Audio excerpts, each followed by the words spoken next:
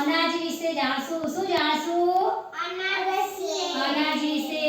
આપણે અનાજ છે ને જુદા જુદા અનાજ આપણે ખોરાકમાં લઈએ છીએ ને બેટા. હા. ચલો આપણે આને શું કહેવાય? મોટા ચણા. મોટા ચણાનું આપણે શાક બનાવવાનું. મમ્મીને કહેવાનું હો. પછી આને શું કહેવાય? મગ.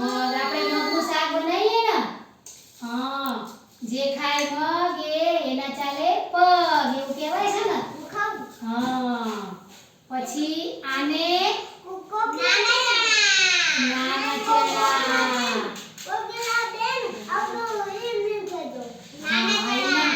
મમ્મી કહેવાનું હો ઇનામ થઈ જવાનું. આને હા ચણા ખાવાના. ચણા અને આ બધું ખાઈએ ને આપણે તો આપણે બહુ જ હેલ્ધી રહીએ હો. તાકાત આવે આપણામાં. શું આવે? તાકાત. અને આને શું કહેવાય બેટા? હા મગની દાળ કહેવાય. આનાથી શું બનાવીએ આપણે? આનાથી શું બને? ખીચડી બને.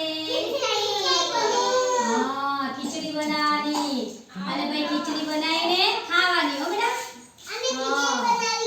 હા આ બધા આપણે જુદા જુદા અનાજ વિશે જાણ્યું બરાબર.